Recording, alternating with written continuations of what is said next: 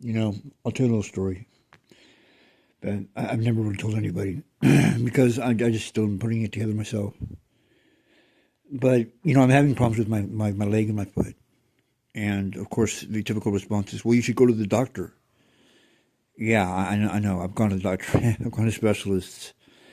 And the experience is not pleasant. I mean, I've been taken to the hospital for other reasons, from a car accident to you name it, by ambulance. I get to the hospital, they look at my foot and my ankle, which I've always had problems with since I was a kid. And it's tweaked out of the wrong, 90 degrees in the wrong direction. I don't know why. And it doesn't even really hurt because of that. I can't walk on it because there's a protruding, I thought it was like plantar fasciitis. It's not bloody or anything like that. It's not gross. It's like a cold sore. But if it touches hard surface, well, I had a stroke 2 years ago. I mean, I flex and like strain so much when I walk on it. And I'm so paranoid that I will touch that one little part of my foot that I thought about it, and sure enough, it couldn't have been a coincidence. That night I had a minor stroke, and I go into the bathroom and have my face. It's fucking, paralyzed. It scared the shit out of me. And they told me it would be 6 months until it improved and all this other shit. And it actually got better in 3 months, but that's not my point. I go into the doctors again and again and again, and I don't have good health insurance. I'm on Medicare. Every time I go in there, I mean, I just don't understand it. They give me the whole, oh, you have high blood pressure. You have high blood pressure. Yeah, I do, because I'm in a lot of pain. Now, I never say anything about giving me drugs. And this is the thing that gets me, because, well, I should have other alternatives, you would think. And yet everyone who has so much as a Vicodin or two Vicodins says they're like leery to give it to me because they're worried about my addiction past. I'm being totally serious. Let me explain a few things that maybe will change your mind on that. First of all, I was never arrested or didn't get busted. I basically went to the doctors on my own to get off of 100 Vicodin a day habit. I never went to a pharmacy. I never got them illegally from a doctor. I knew people who had the bottles, the actual bottles you see behind the pharmacist. They got them from the manufacturer. Now, how they got them all, I'm not sure. Did they get them from pharmacists? Maybe. But I didn't get, grandma's prescription. So that's a lot that I'm taking. I didn't realize that until, maybe my 100th AA meeting. I went to AA meetings, or NA meetings, because NA is where it's real, every day for a year once I came up north. Because I read somewhere that you have, a 99% chance of not ever relapsing. And this was a big deal. Because I want you to keep something in mind. The culture that I was in, the life that I was living, Wendy was very well aware of that. And in retrospect, it was losing L.A. more than it was losing Wendy, because I had no resources. I had nowhere to go. I knew that city. That was my city. Everyone says that, but we're all right. I mean, I had people who could get me work, who could get me jobs. I had places I could go without having to pay. Any couch was my couch. I knew every street. I did not need a Thomas Guide map. But we always wondered, why was it that when we met, I mean, we were on the party crowd. We were the partiers, and I could quit anything whenever I wanted. There was never any problems. I mean, the coke dealers would give me their bundle when they went to sleep and say, just take whatever you want out of it and leave me the cash on my table. I'll see you tomorrow. And then I wouldn't do anything for months. Same with drinking, and ecstasy and all these other drugs. It wasn't until I got caught up with the pharmaceuticals where some guy I remember said to me, well, if you could have any drug you wanted, what would you want? And I said, Vicodin. He goes, what, really? Dude, my friend has tons of those. One thing leads to another. I'm not using a needle, so I thought was the big deal. These are legal. I pop one, and my antidepressants, wow, these are the best antidepressants in the world. I had no clue until 3 months into it. And Wendy was a drug dealer. I mean, not really a drug dealer, but we had people come by. There was a scale out there. Back then, she was slinging weed, slinging whatever as a side hustle. Who wasn't? Come on, let's not lie. I'm not ratting anyone out by saying that. That was 30 years ago. But she was very well aware of what I was doing, but she had no idea. I had no idea that, he's not going to be able to get off of these.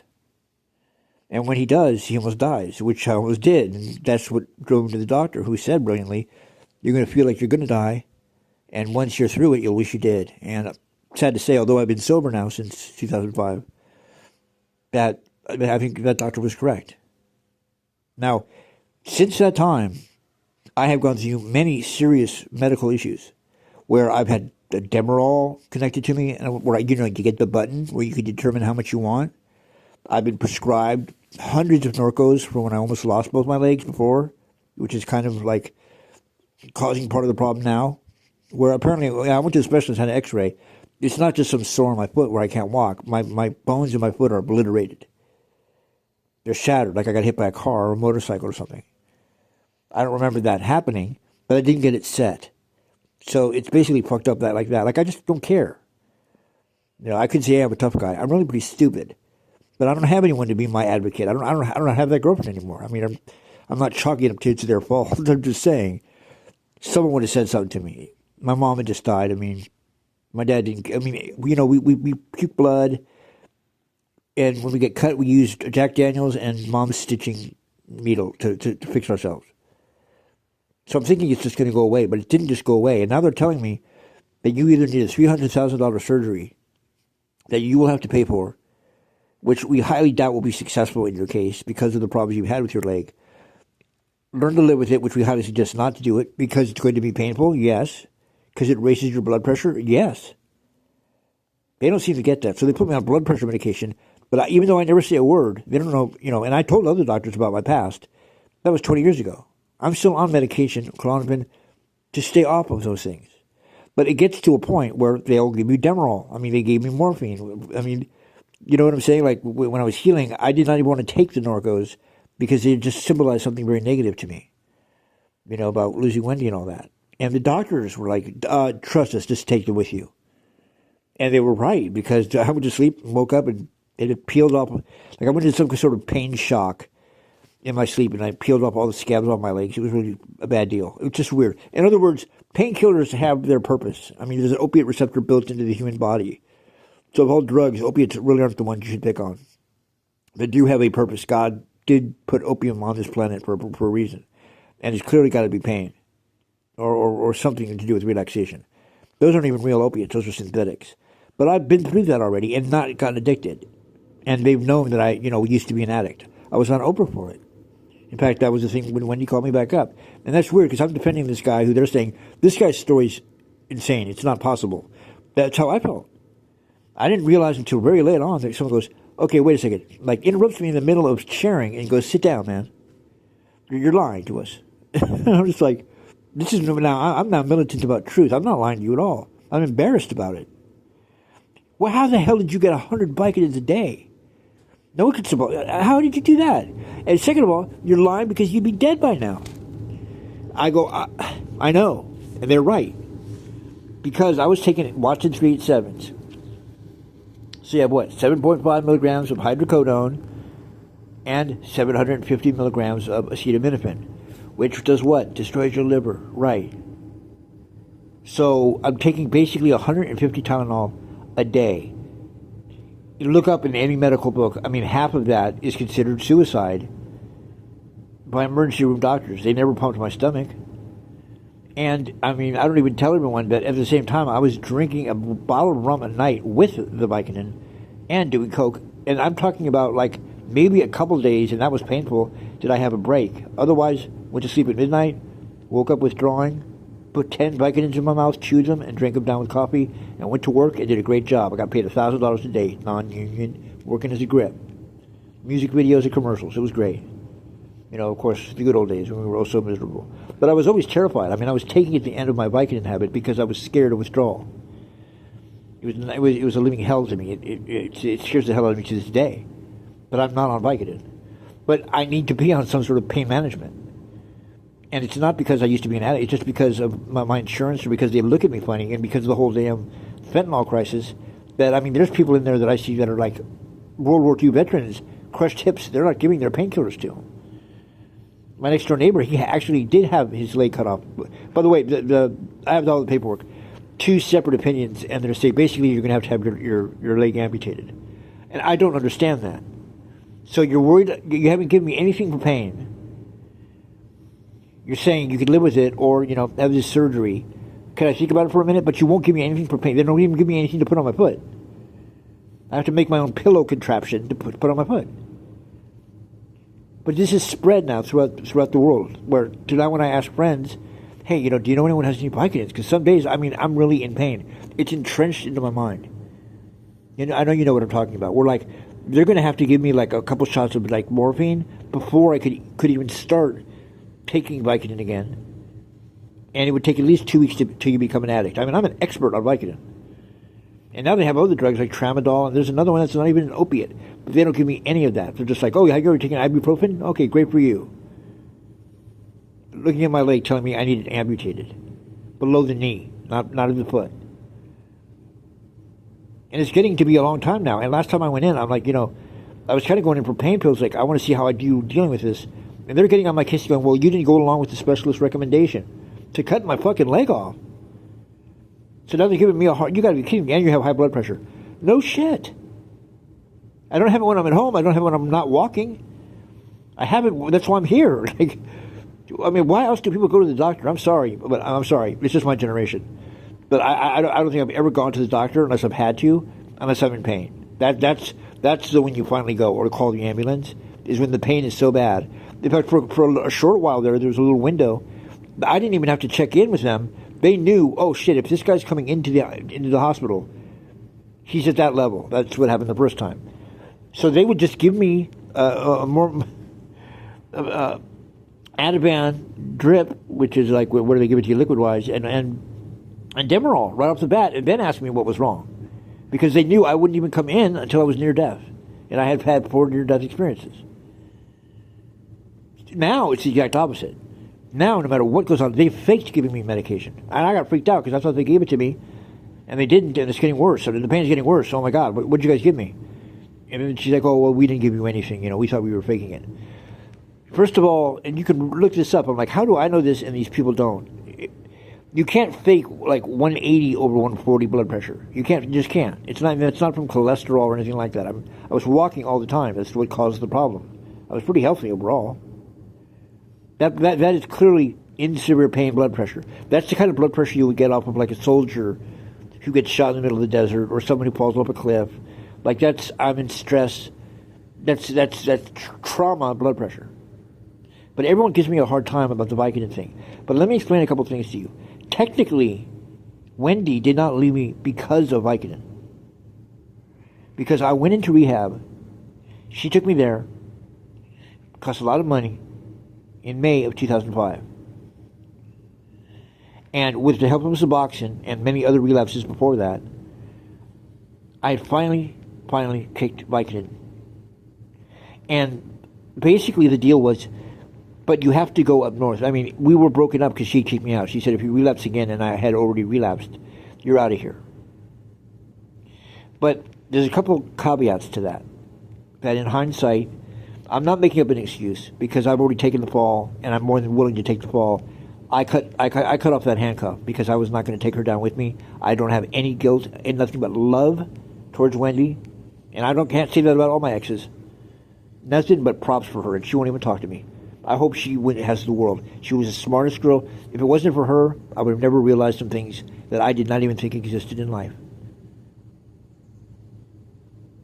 But just prior to getting that ultimatum, me and Wendy were very cool with all my friends. We were a very eclectic group. We're in the valley.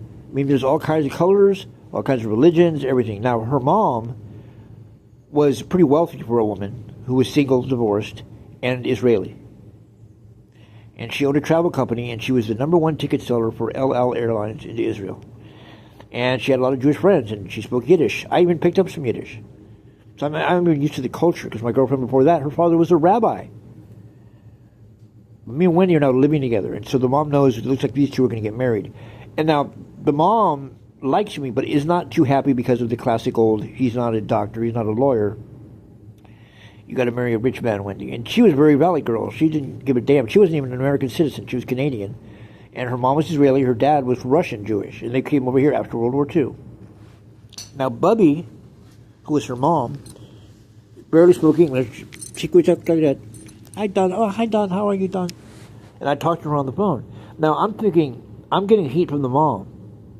And I understand this. I grew up in Tarzana. I understand this whole, if he's not Jewish, he's a goy, which is a non-Jew. She's a shiksa. And I understand I really got to impress here because, I'm not Jewish, and they want to keep it in the family because of all the tragedies that have happened throughout your religion's history, and your mom clearly is very Jewish. She's making a lot of money in a successful business, and she knew a lot of people. Like, a lot of people. Like, if I wanted my Social Security number changed, or if I wanted a credit score of 800 or 900, it was just a phone call away. Like, she knew a lot of people. It's like that. I'm not going to lie. But Wendy says to me, just to get serious for a minute, and I wasn't practicing anything. I had gone to Catholic all-boys school, and she knew that I celebrated Christmas, and we got blue and white lights for the tree. We called it the Hanukkah bush. I mean, there was no problem like that, except, I guess, with the parents. And Wendy's explained to me that, we want to have a kid, and this is, while I was clean briefly. Mom's going to buy us a house. My mom's going to buy us whatever we want. But she wants you to convert. Will you convert? I'm like, what do you mean? She goes, oh, convert to Judaism. Now, I thought the whole idea was preposterous at the time. She's like, you just have to go to a few classes. Like, just play the role. Look at me. Like, she was right. She wasn't practicing. I mean, I thought that was kind of insulting. Like, I do have some spiritual side much more now than I did then. And now, realizing then, had you only known, you would have made different decisions just because of the problems you're in now. And I'm like, this is kind of silly. Like, I didn't even know it was even a big deal. Now, Bubby, who was she was the only survivor of her entire family, of 12 kids and mom's dad, the only survivor of Auschwitz, of her whole family. And she was like the old school, old granny Bubby. And she loved me. Now, how the hell can your grandmother send me things that she wraps, like, around her house, and your mom, who's in Encino and owns a travel agency, hate me? Like, she wouldn't even know that I wasn't Jewish. She doesn't hate me, but she's like, she's not the Jewish doctor or lawyer. It's funny when he told me, well, when my Bubby survived, she was hidden out by a Catholic family. So she does have some, like, favoritisms for you because you're Catholic. It's kind of the opposite of my mom.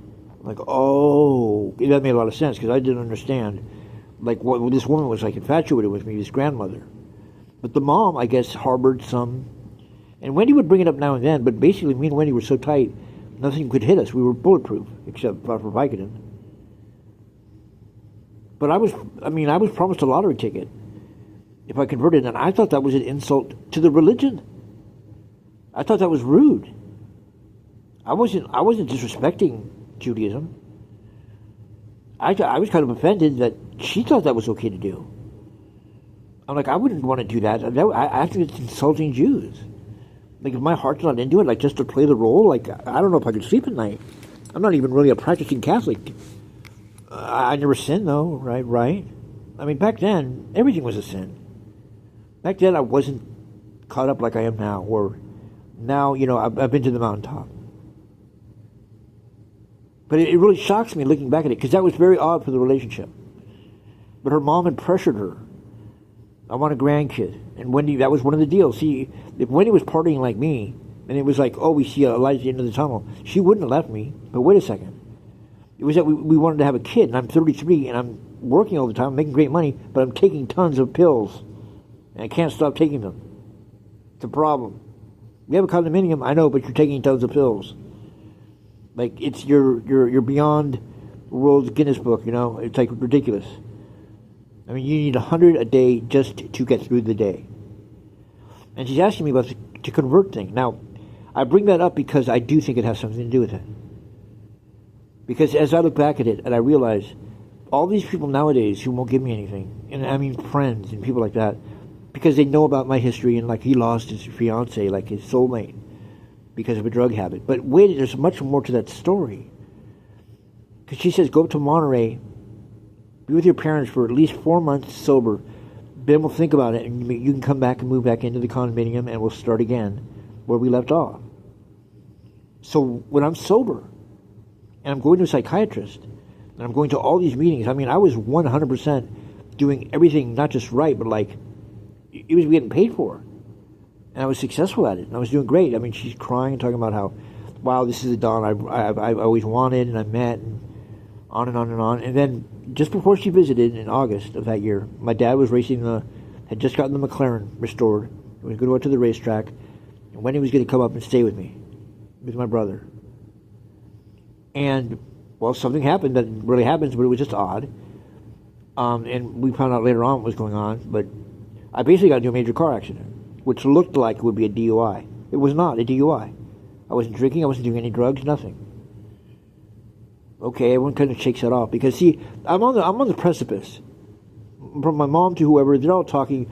It's like they've ganged up against me. That's the one thing I really despise about this whole drug thing. There's so, I mean, talk about thinking you're so self-righteous. And most of you didn't even do that many drugs, and you think you're self-righteous because you're sober. I'm sorry, all day I hear about it, and I'm like, man, I've been through World War II, and you're talking about Grenada.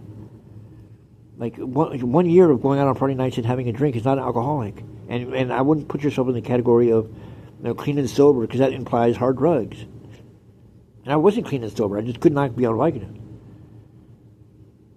And then my parents got a rental car because I totaled that car. And that was such a fluke because I had never had a car accident before, and I'm sober. The rental car, I took it down to the beach, and what happens? I run into a tree at 50 miles an hour. Everyone's convinced I'm loaded. The highway patrol is, everybody. And in the hospital, this is on the same day as Katrina hitting. I'll never forget that. So she, of course, calls Wendy, give her an update on me. And Wendy was like, I can't believe this. Like, he's clean, and now my nightmares are coming true because he's clean. Like, this is what I was worried about was going to happen when he was on drugs. And we talked that night, and she goes, look, I'm going to drop the bomb. I'm going to save you. Oh, no, don't say it. Because she knew no matter what happened, just don't say it because of my past. She goes, we're done. We're officially done. We're not a item anymore. And that whole September and October was very, very sobering for me, although I was sober. And then, bad driving kept me into those accidents. I don't know. Something did not want me to go back to LA, because even after that, I tried. And something was getting in the way. Then I realized, people are like, how did you get such access to these drugs? Now, the funny thing about it is, now me and Wendy are broken up. We're not enemies. I don't have any craving for Vicodin. I mean, I want to get high or something like that, but the craving I had when I was with her was so intense, I literally could not stop taking them. And I'm working in the entertainment industry, but, and her mom is, very wealthy Jewish and this and that. And that's just all I'm going to say, is it becomes very clear to me, and I made it very clear to her, and she knew it at the time, something else, some outside entities are involved in this. And I have no reason to lie to you now. I would have told you that story maybe 20 years ago. But I was always about keeping it real. And it's only now that I'm starting to see things and be shown things as I switch over to a much more spiritual type of self, where I do think I'm going to die. I never thought I was going to die on Vicodin, and then all those injuries catch up to me, because I could break a bone popping pills and work. Now, I need my leg cut off, and they won't even give me anything. But a lot went on. I was off Vicodin for a long time, and my addiction was based off of the supplies that I had in front of my face. And after Wendy was gone, it was like, I don't understand this. Now I don't even care. So I'm not taking them to party. But she didn't leave me because I was taking Vicodin. I was going to move back to LA. She was like, I can't handle it. And just abandoned me, basically. I don't want to put it that harshly, but that's exactly what happened. And I didn't know what the fuck I was going to do. I mean, I finally got a job at the airport, then met Peter, and then went up to Aptos and met some of the people that I linger with now, but I don't have any real cool friends, or any friends. They all know each other since, age 33 is not the right age to get up and move with nothing. Maybe if you're married, but not with nothing, and not with coming off of having everything, doing everything, and having nothing. It's very disorienting psychologically. It's devastating to the heart. And then all these other things go down in my family. But really, it's a misnomer to say, don't give him a Vicodin because that's why he lost his ex. A lot more went on than that. A lot more went on than that. There was other players involved. The other people that are dead from liver failure, and they took a quarter of what I took. One of them I accidentally saved because I flew down randomly and found him dying on the ground. It was my best friend Mike. It was very spooky, and we haven't talked since then because it was that spooky. Like, 50 other people are like, wait, Don's visiting and found Mike that way? Isn't Don like the whole Wendy Don thing? And then Wendy finds another guy. I'm more than happy about that because she deserved to be a mom. She was the best mom of the crew, and she didn't have a kid. So I did not want that on my resume. But you have to trust me on this one. On all the other stuff, you should worry. But on this one, if Don's saying it's okay and he's in pain and he needs a Vicodin, what he's been through, I'm sure he's assessed it with himself. And so I'm not saying that to give me a Vicodin, as much as I am. There's a lot more to the story that just never gets mentioned. But the whole thing started because of Vicodin, yes.